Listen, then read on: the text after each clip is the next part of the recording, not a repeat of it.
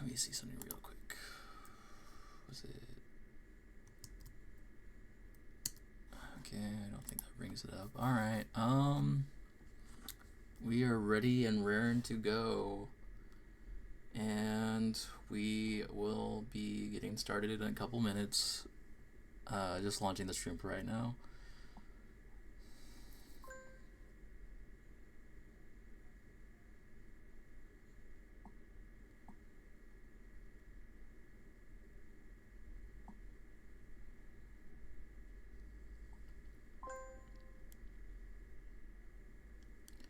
Alright, testing.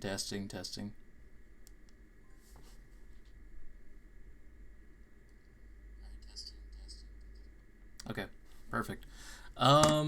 So with that being said, wait, I should probably, before we get started, I'm gonna share everything.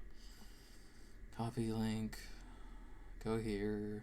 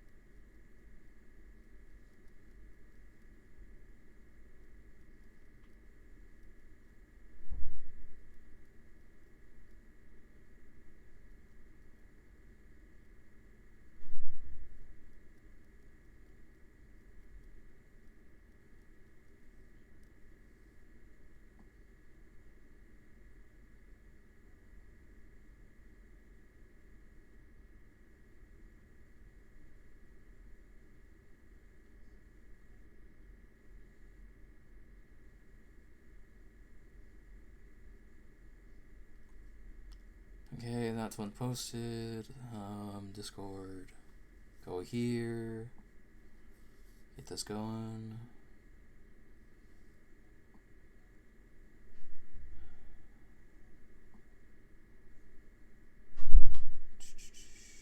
There it is.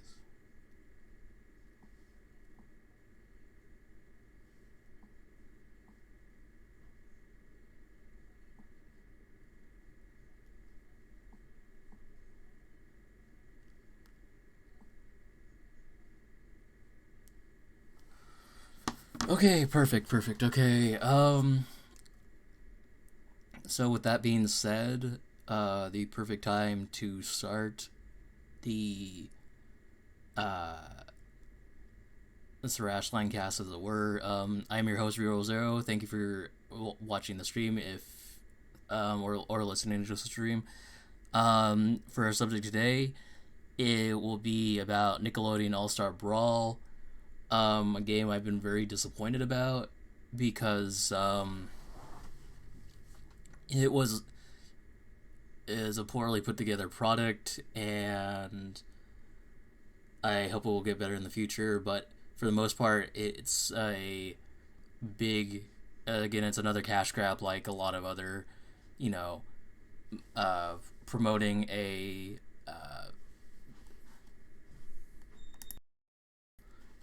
product like that. And there are there's tons of similar games like it that are, and again, it's based very much like Smash Brothers, and we will get to that in a moment. But for right now, I'm going to just do the shoutouts. Again, just get the niceties out of the way.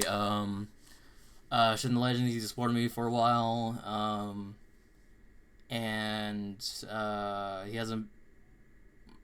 Again, he's a nice guy. If you could follow him, Shrimpy, he's a pretty nice guy. If you could follow him, I don't know what to say right now. I'm just kind of going through the motions of starting up another stream again, as it were. and and Erie, he's a nice guy as well. So if you could, support him if you can. Um, but also, what I was gonna say is why like my kind of head's kind of um, in a different space is because I haven't gotten any notes from my work, and I don't know if I'm fired. I don't know if I am, but in all seriousness, it's neither here nor there. So, but anyway, for the most part, I want to go ahead and just make a Sarasalandcast, and try and segue from that thought process. Um, so for most intents purposes, when I bought Nickelodeon All-Star Brawl, it was on sale, but also it was kind of disappointing in the sense that what's it called? That again, just a very big cash grab because so much of the game is poor. Um, I bought it and tried it when they had two new characters, Garfield and Shredder. Again, they haven't. Again, there are no voices. They're not like a big. So it's kind of a moot point about adding new characters, because again, like there's not a big difference between characters. A lot of the again like a lot of the animations are shoddy. The character models are okay looking. They're kind of middle of the road. Um, you would you would think the biggest complaint for me is that it's the same Halo Infinite issue and kind of almost in a sense Smash Brothers Brawl, where um gosh, what's it called? And I might pull up the thing I just wrote as well. Um, but it's the same issue where uh gosh, I'm trying to think of it, where things they advertised, and I'm gonna have to pull it up because I'm just kind of all over the place. So there we go. So cons, no voices. That's a big thing. Um, the sad thing is when we get to the bottom of the list too, there is there are tons of like things that there are tons of games that are much better than the Nickelodeon All-Star Brawl, and that's going to take a while to say every time, especially the other games that I'm going to bring up. But no voices is pretty lame. It's kind of funny. There was like a developer thing of like addressing why there's no voices, but like you would assume that like with so many of the Nickelodeon products that have been released recently, like they made I think two Nickelodeon kart racers. I played one of them, and they're not super great, but I don't remember if they had voices, but at the very least, like it's not difficult to mess up a kart racing game versus a party fighting game. So the funny thing is, the Nickelodeon racing games were better by comparison, which is kind of just awkward. The other thing was with no voices, when you're playing the story arcade mode, it's just like generic text of a character's quotes, and um, they're not even directed at the other characters. There's no like specific lines or anything like that. Or you think that like Nigel Thornberry would have something to say about SpongeBob, Patrick, and Sandy. All these animals or sea creatures. That are all that. Or Nigel Thornberry would have something about the Ninja Turtles or something like that. You would think that they would do that, but sadly, no, they don't do that. So for most intents and purposes, no voices really hurts it. That's kind of to get to my second point. Um, when you're playing the arcade mode, there's no incentive to, you know, play it, because what you're essentially doing is just when you get to the end, it's kind of a very generic, like, podium finish with your character, celebrating and all that. But again, the only thing you're unlocking is like character concept art slash character renders, and that's about it. Because that was the thing that, like, in a modern game, uh, what's it called? Smash Brothers has Smash Brothers Switch, Smash Brothers Ultimate has the right idea where there's still unlockable characters, there's still secret characters, because you want, not just variety, but you want, something to entice you. And so, for most intents and purposes, there's no reason to play arcade mode, because you're just unlocking character renders. So there is additional music you can unlock, but again, it's very generic, and much like, and again, I'll get to this game in the bottom of the list. Cartoon Network Punchline Explosion has the same issue where there's very generic music for the stages, and it's kind of the weird thought of, if they have the license for the characters, why don't they have the license to the music from the show, or at least the themes of the or at least some form of music from the show. So that's another bummer type thing. So no music, no voices. There's very little reason to play arcade mode. Again, there's no playing it, or there's no reason to play it. That's another thing. There's no items, and that's a bit of a bummer, because yeah, granted, you can't have Pokeballs because that's a Nintendo property, but like, there are no items. Period. There's not even an option to turn on items. Items just don't exist in the game. And for a game like Smash Brothers, or its various, it's all the other games that are similar to Smash Brothers, or and I don't like to use the term lightly, clones of Smash Brothers. At the very least, most of the time they have items. I don't understand why Cartoon Network, or not Cartoon Network, Nickelodeon doesn't have items. And even though if they would be very generic items, and like, you don't realize in Smash Brothers, a lot of the items are very generic, except for like Pokeballs and like the fan, which I was it's not even a minor gripe. I was sad that they removed it in Ultimate. The fan was a thing like for Japanese comedic experiences, so that was a generic item that they thought was funny to be in the game. And same thing with like the hammer and the home run bat and the beam saber and the ray gun, etc. They aren't specific items from a game, they're just generic items that they put in there because they thought would be fun.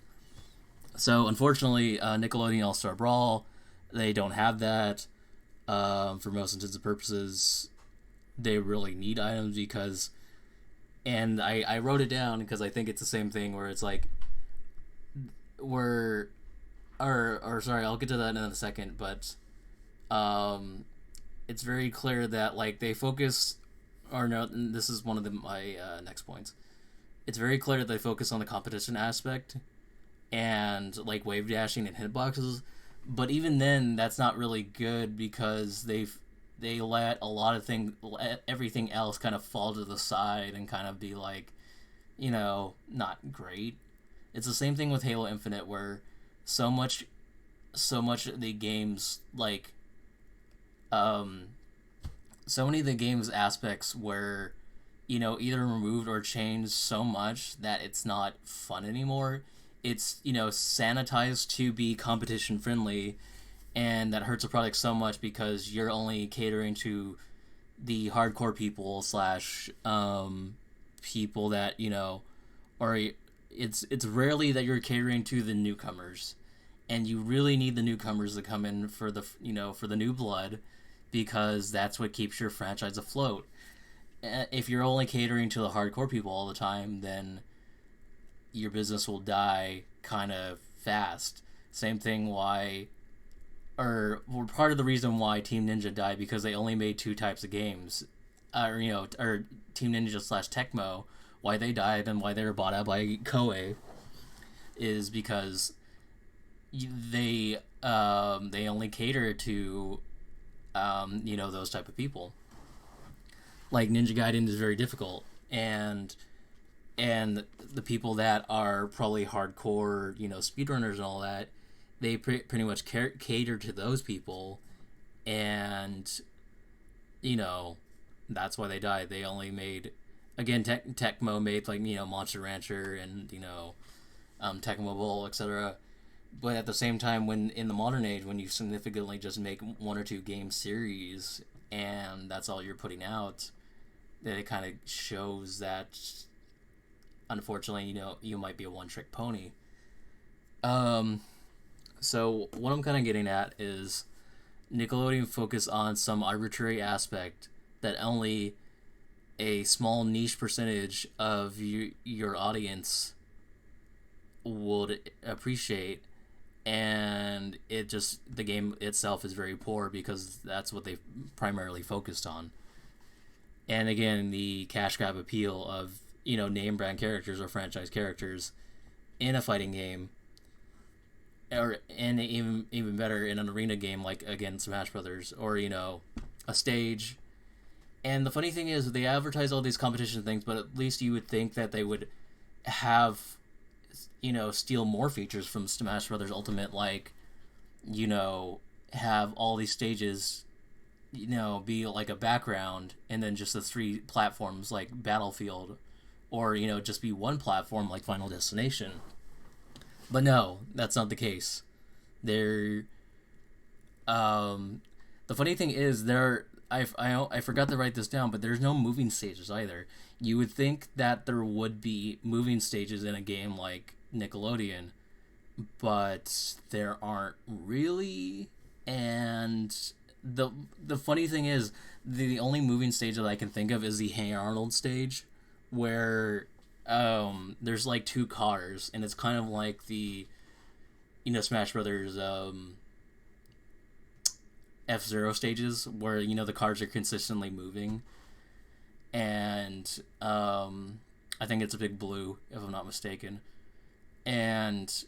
But that's the closest to a moving stage you're going to get. So that's another thing that Nickelodeon doesn't have, and it kind of you need variety in your game to make it more malleable and more interesting to the user. So with that, right, that's another big thing, that they should have something like that. There are no final smashes, and the game needs something like that as a gimmick, because again, the game is very basic, and it needs it needs tons and tons of work to be done, to be like, again, interesting, enjoyable. Another thing that they tried to think that was going to make it more interesting and enjoyable is that a lot of jabs is thrown at Smash Brothers because it's a simple fighting game, that there's only two buttons for attacks, in the sense of that there's your B, your power move, where you shoot a fireball or shoot an arrow or shoot a charge shot, and then you have your A, which is kind of your generic like punches and kicks. What they did in Nickelodeon is they added a third button, but it's like when you hold the A button down for your strong or charge attacks, that's what it is, and it almost feels very transparent. That's what they were going for, but it kind of just confuses me, and I don't get it, because then there are two like strong attacks and one like light attack or whatever, and I just it doesn't seem like, because again, there's the Smash Brothers one where they have all the required moves, where up B is the recovery slash up attack, down B is something else, and then side B and neutral B are the other power attacks. But for most intents and purposes, again, like, it's confusing why they have a third button when it's just there to confuse people. So yeah, Nickelodeon needs a lot of work to make the game better. That's another thing. There are no stage specific music, and again, it's the same thing with like Cartoon Network. You think that they would have, again, the license to the characters and the property, that we think they would be able to license music. Well, again, I don't know why they haven't done that, because sure, it might be too much money, but like, have some faith in your product and go the extra mile instead of making a very shoddy slipshod product. So again, there's no super specific music. That's great. Other than that, what else that I wrote? Oh, right. That was gonna go to another tangent of story that I was gonna bring up. Is that same thing where the competition, or the hardcore, or whatever you want to call them, the sweaties, that's why a lot of people dislike Brawl, because it was not a worthy successor to Melee, which is just absolutely ridiculous. You can't expect every game to be to your liking, especially if the old team doesn't exist anymore. Or like, it's like the same thing with like Star Wars Battlefront, where it's like you expected it, you want it to be like the old game, but that's impossible because it's not just another set of people, but it can't be the same exact thing, with updated graphics, because that's kind of impossible to expect, But yeah, Nickelodeon should have, again, not focused on such a minute aspect and focus more on the core product. So, and this is where I think I at the very least, I thought was probably the funniest thing. It was released a while ago, Cartoon Network Punch Time Explosion. I've never played the game, but I've watched it a little bit. And even though it's still very poor, it has almost the same issues as Nickelodeon. It has items, it has final smashes. There are voices that are probably not the original voice actors, but at least there's voices. That's something. Again, it's the same issue with Nickelodeon. There's very generic music, but it's funny that Cartoon Network released, maybe, I'm going to assume like 5 or 6 years ago. It's more functional than, especially since they added an XL, which added additional characters. Again, they're very similar, almost the exact same thing as some characters. I think there's like 2 or 3 Ben 10 characters. But it's more functional than Nickelodeon. The funny thing, or at least watching it, I never played it. I could, it just seemed more functional. And again, that's going to say that that was released, some time ago. Same thing with a lot of the, Smash Brothers formula or formulae. I don't know what you want to call it. TMT, or Teenage Mutant Ninja Turtles Smash Up, which was another game made by Team Ninja and some accordingly some developers from Smash Brothers Brawl. They made that game as well, and it's just weird that they got contracted to make the same game just to be Ninja Turtle characters. But the funny thing is, I imagine I've seen a little bit of Ninja Turtles Smash Up. I don't know if it's particularly good. I don't remember if there's items or voices or anything, but I assume so, but I don't know. Again, there's another game that forever ago, Dream Mix TV World Fighters, which is, again, another Smash Brothers game, or, Smash Brothers like, Smash Brothers clone, and it's kind of the reason, or slightly the reason why Snake got into Smash Bros. Brawl, is because the game is the same thing as Smash Brothers. It has it's because it's developed by Konami and partially by Takara, which is the Japanese company that makes the Transformers toys, etc. They have Optimus Prime and Megatron, and then they have like Solid Snake and other Konami like characters and ideas like the Moe from Gradius or Gladius, whatever or however you say it. But that's another game that's probably more functional than Nickelodeon, which is sad to say. And again, Ninja Turtle Smash Up, Dream Mix, Card Network, those games were released forever ago. Another recent one, Kung Fu Panda, the sad thing is that was released maybe like 2-3 years ago. That was more functional than Nickelodeon, which is sadly to say,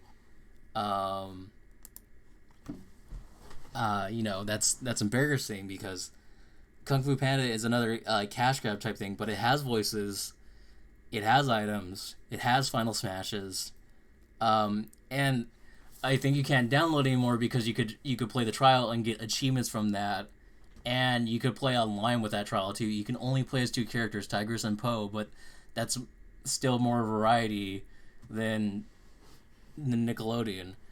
And if you saw at the bottom real quickly, this was the last example where, the force. I mean, I didn't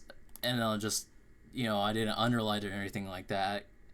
But sadly, the Wii-exclusive version of both Force Unleashed 1 and Force Unleashed 2, for some reason, I think as a selling point, the Wii-exclusive version had a fighting game component with a bunch of characters that were not related to the Force Unleashed or where, that aren't included in the story. They're there as characters.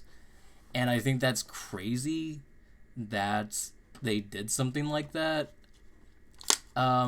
It's the Force Unleashed 1 fighting game mode is very reminiscent of Star Wars Episode 3 the game, where Star Wars Force Unleashed the game is very much, or where Force Unleashed gets its inspiration / I think they were building same thing where you look at the old Sonic games and they were saying, oh, they're being made right on top of each other, exactly. And so Star Wars Force Unleashed has some, a lot of design cues from Episode 3. Anyway, both games were beat 'em up / whenever you get to a boss, it becomes a fighting game at that point. And so it's just weird that the Wii version only had that, and then the Xbox and I think PS3 version, or I don't even know if there was a PS3 version, they had unlockable costumes and other DLC, and I don't know if that was for the Wii exclusive or Wii version as well. But what I was going to get at was, for some reason, Force Unleashed 2, the Wii version, it had another fighting game mode, but this one is directly another Smash Brothers like game, because you look at it and it has platforms. It's just it has items. It has character voices, and I don't know about Final Smashes, but like having character voices is almost tantamount, because at the very least, like, if the game is dumb, then you could be like, at least you could hear, SpongeBob or Patrick or, I don't know, Lincoln Loud say their lines or something, and see if they actually got the voice actor, or if it's just a good sound like, or if it's not very good at all. You could at least comment on that, but there's not that. So, and the funny thing is, I didn't write this down, but as another last point, which is just very awkward. a lot of the design choices are just kind of like all over the place. There's a lot of modern characters like SpongeBob and Lincoln Loud and gosh, Garfield, because I don't remember when that Nickelodeon TV show of Garfield came out, but the Ninja Turtles are the '80s versions of themselves, which is just weird to me. So it's I think Leonardo and oh my gosh, I forgot to put up that picture. Oh my gosh, oh well. Um, Let me even look at that. So yeah, there's a picture, and yeah, I think it's Leonardo and Michelangelo and April O'Neil, and they added Shredder recently. But all of them are their '80s designs, which is just weird. I think you would want to have the designs from the Nickelodeon, um, the not the first Nickelodeon show, but the Nickelodeon show that was 3D models and all that, like the mid 2000s movie, which Ninja Turtle Smash Up is based primarily on, and or 2000 or 2007 or 2005. I don't know. I just was kind of skimming for notes. Um, but for the most part, it's just weird that you think that they would base them off the 3D Nickelodeon show, or the next one that they made, which was a 2D, another 2D one, which was, it looked a little bit weird. But again, it's just odd that they had all these weird choices and thought processes, and you would think that they would make the game better. Um, so that's all I can say about for the game. Thank you very much for watching this Sarasalandcast. It will be uploaded to YouTube very shortly. And I am your host, Reroll Zero, signing off.